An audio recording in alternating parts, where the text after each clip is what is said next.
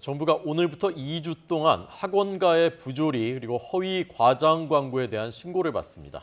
수능 시험을 둘러싼 사교육 이권 카르텔 논란을 둘러싸고 학원가 집중 단속이 예상되고 있습니다. 취재기자 연결합니다. 김연아 기자.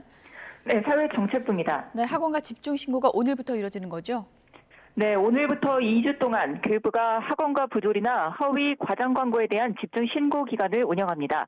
이후 신고된 내용을 중심으로 관계 기관들과 협력해 대대적인 단속에 나설 예정인데요. 현재 평가원 수능이나 모의고사 출제위원들이 비밀 서약을 어긴 채 출제위원 참여 경력을 적극 홍보하면서 모의고사를 만들어 팔거나 사교육 강사로 일한 사실들이 드러나면서 문제가 된 상황입니다. 평가원 출제위원으로 참여하면 참여 사실부터 관련된 모든 내용을 비밀로 해야 하는데 되려 수능 킬러 문항 전문가라는 간판으로 활용하면서 돈을 벌었기 때문입니다.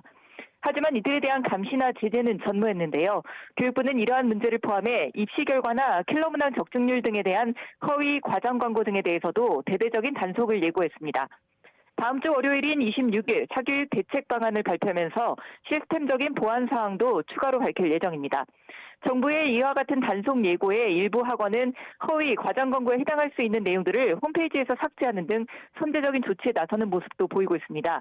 아무래도 정부가 이권 카르텔이라는 표현까지 써가며 대대적인 단속을 예고한 만큼 입시 학원가는 긴장하는 모습이 역력합니다. 네. 윤 대통령이 교육부도 카르텔 아니냐라는 발언을 했던 것으로 전해졌는데 교육부도 감찰을 받는다면서요?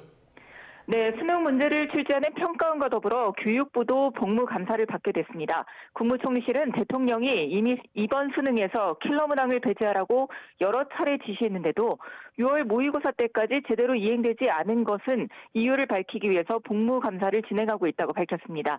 한덕수 국무총리는 어제 출입기자 간담회에서 자신 역시 오래전부터 킬러 문항 배제 지시를 들었다면서 윤 대통령이 이주호 교육부총리에게 관련 취지를 명확하게 지시한 것 같은데 잘 지켜지지 않은 경위는 분명히 알아야 하고 책임져야 할 사람이 있으면 책임져야 하는 게 복무 감사라고 강조했습니다.